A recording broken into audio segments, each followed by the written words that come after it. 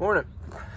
Welcome to another edition of Filtered, where nothing is but this coffee.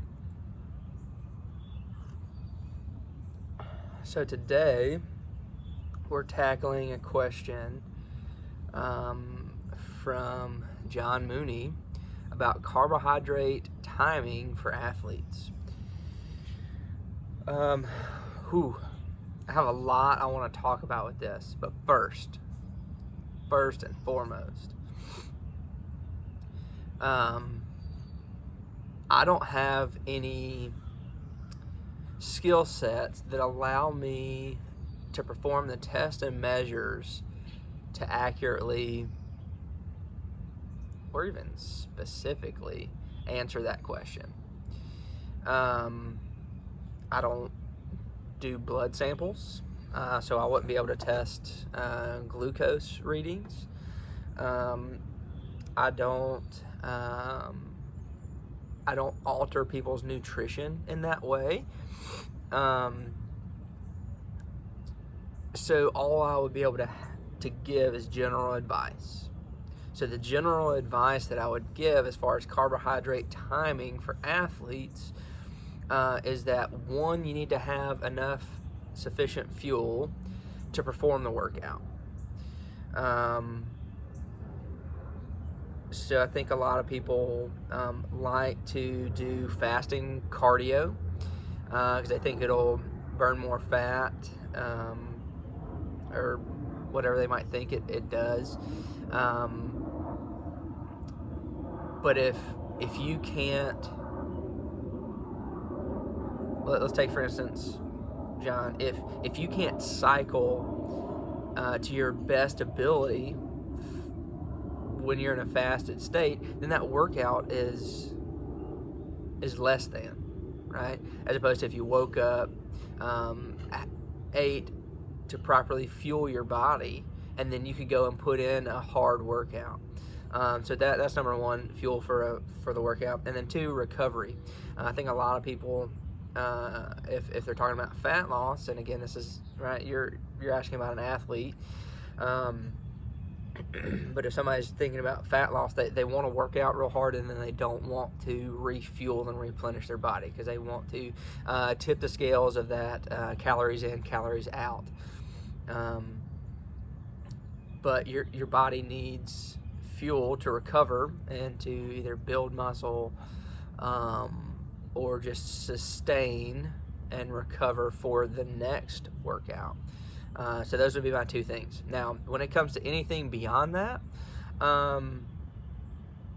particularly which macronutrient you need and when, man, that is something that I would love to learn more about, but it's just not in my wheelhouse. So I think it kind of falls into, for timing for athletes, a lot of different things, right? Because you need carbohydrates for glycolysis, which if you think about, the different energy cycles, you have ATP for like short burst, anaerobic type power outputs.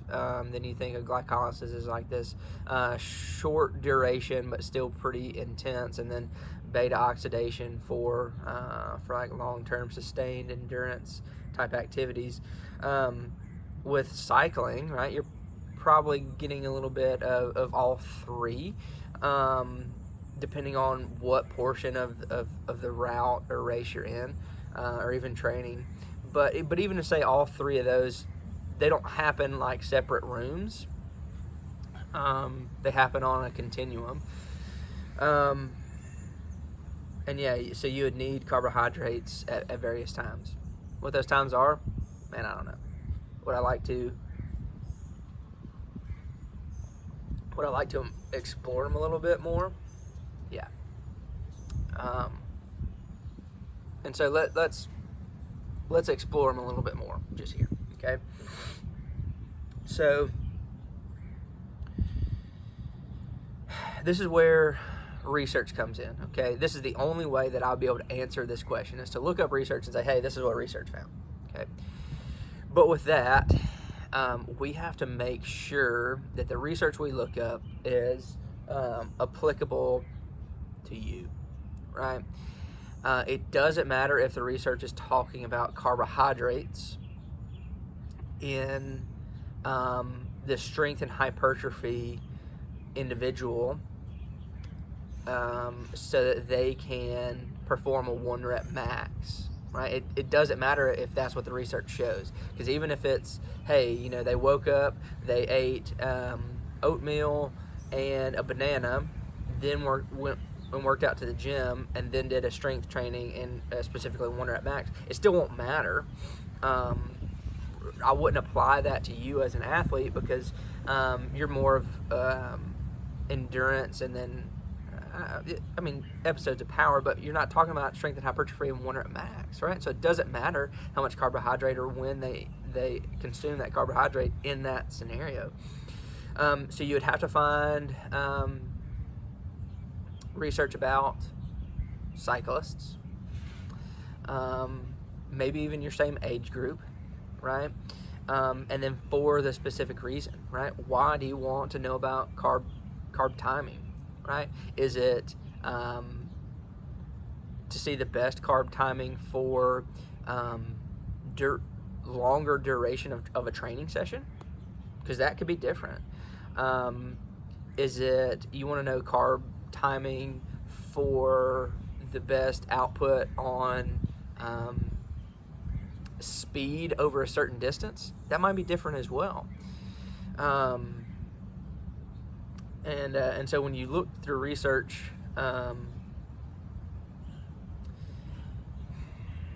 you have to go through, we were taught PICO, so PICO, so the patient, right, and their demographics, right, so a 20 to 30 year old white male, right, that's a category 2 cyclist, right, the intervention, right, so how much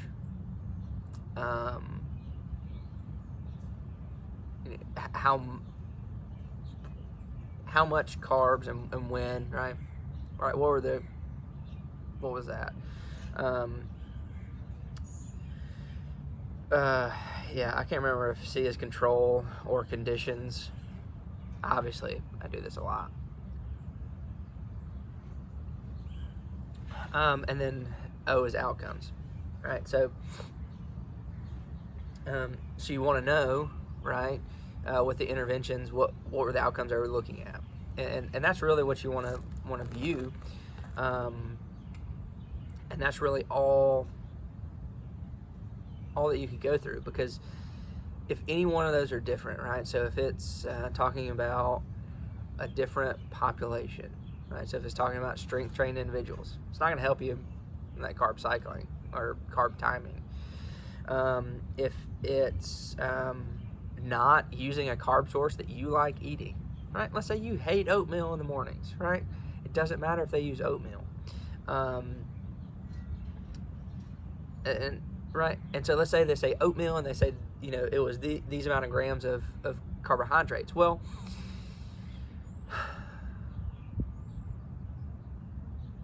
what if the same amount of carbohydrates in Oreos, right? What if you consume that, and what if you say you like Oreos? This is not specific to me at all. I do not like Oreos more than oatmeal. Come on, get out of town. Get out. That's not me.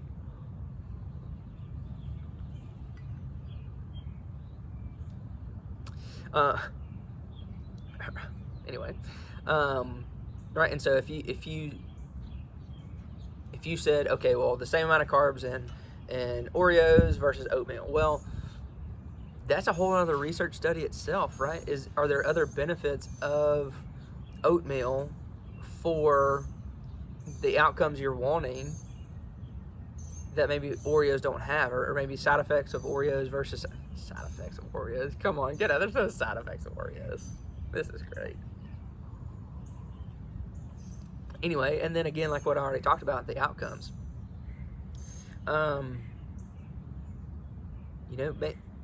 Maybe they're testing something else in that research intervention. So it all comes down to looking up the research that's specific to you to answer your question.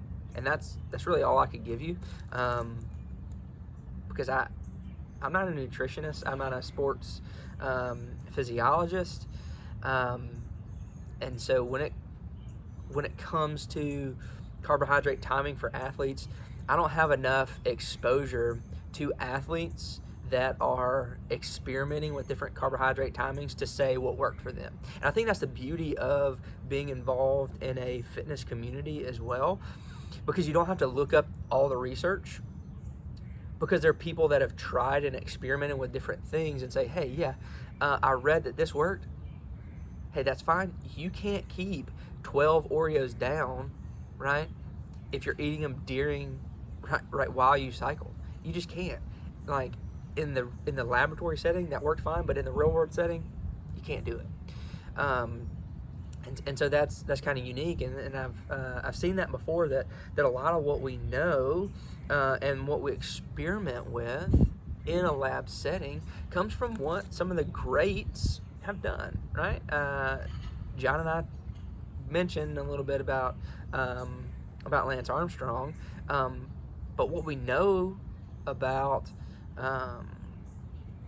some endurance modes and cyclists, right? We can test some of the greats, right? We can do different things and see with all those individuals, and with bodybuilders, that's where a lot of people get their advice about how much protein to eat and when, right? Because of what bodybuilders were doing and things like that. And so pair those two, right? Pair what everybody else is doing around you, right, with carb timing, and see if it works for you, and then dive into the research and see, okay, they took one variable and changed it, all right, and so is that going to be effective for me? Is it the timing of carbohydrate? Is the amount of carbohydrate? Is it the carbohydrate source? Does it matter, depending this or that? Because when you go down to research, then that will pair the difference in like a placebo effect and everything else. So maybe it's you just really enjoy oatmeal. You get happy about oatmeal, and you think oatmeal will help you when you cycle. And so, regardless of any other carb source out there, you perform better as an athlete when you eat oatmeal, right? Maybe it just has special powers, right? Michael's secret stuff, right? That needs to be on a Dr. Matt coffee mug. Just Dr. Matt's secret stuff. That you know what?